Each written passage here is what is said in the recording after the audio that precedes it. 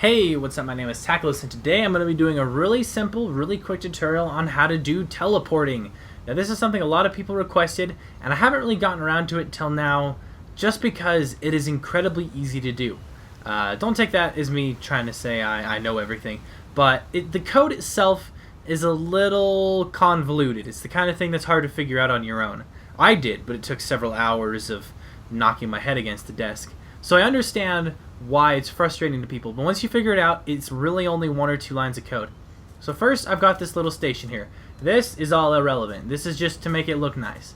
When we interact with this box, we instantly teleport up here, which is just higher up in the canyon, and I think it looks really cool from here. Go swimming, jump off the edge, and we're back down here. It does work both ways, so I can teleport up there and teleport back. Now, you may notice that's a bit herky-jerky.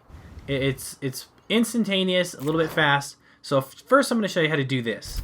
It's instant, meaning that if you're in a combat situation or a high-speed situation, you should go with an instant teleport.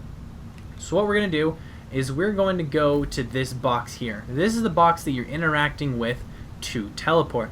Now, if you're going to be having a button that you're assigning to teleport, then you'd put this code in your player after that button press. So what we're going to do is when interacted,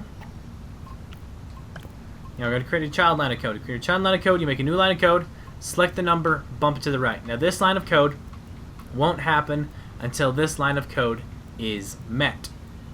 So what we're going to do here is we're going to do it. It is referring to whatever is the thing that interacted with this device. It position, which is right here. Its position is equal to. Now it's important to have a logic cube at your teleport locations, and I have made a second teleport location up here with a logic cube. The logic cube should be invincible or invisible and non-collidable. So you select that, and then logic cube position. So what this does is it will make the position of our object the same as the position of the logic cube. Pretty simple, right? Yeah, it is. It really is just that simple. So let's try it out.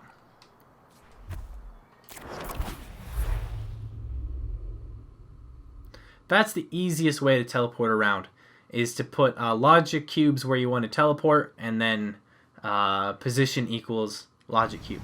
So let's interact, poof, and we're there. Now, there's 2 things I want to point out before I go any farther. First, if you're looking for something a little flashier, or if you don't like coding, you can go to Assemblies,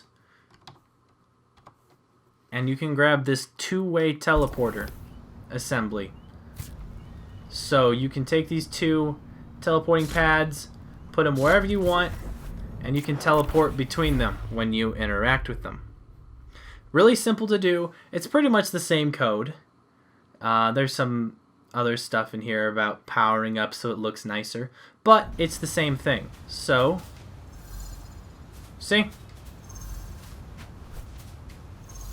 There we go. Simple as that. So if you need to just throw something in your world to teleport, no problem. Also, something that's simpler, this is just something that, this is not related to teleporting, but I feel it's worth mentioning. If you don't want this symbol or this shape, you can go to Swap Mesh and change this mesh out with just about anything you want, and all the code is still there. So I'm going to get rid of those. Alright, now what I'm going to show you is I'm going to show you how to make this transition a little smoother. This way it's not a hard bang when you teleport. We're going to have it fade to black. This is nice if you're teleporting between places and it's not a high-speed environment, or if you're teleporting into, let's say you're going inside of a house, but you're actually teleporting to another location that is like the interior of the house. So, what we're going to do, get rid of this line of code. When interacted, now rather than having 2 seconds worth of code under interacted, we can't do that. Interacted is a 1-frame line of code, meaning every child line after it can only work for 1 frame. What we're going to do is we're going to have it switch to the next page. Switch page, next page. On the next page, which I already had done, we are going to do display, fade, and the transition time of 1. That means it'll take 1 second to transition to black, and then 1 second to transition from black to no black, back to normal.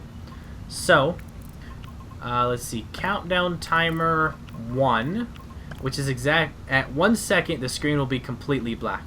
Then, for this, we'll need to actually use the in-game picker to pick our player. So when, we're gonna have our player position equal to, and let's go grab our logic cube up here again. Logic cube position. There we go.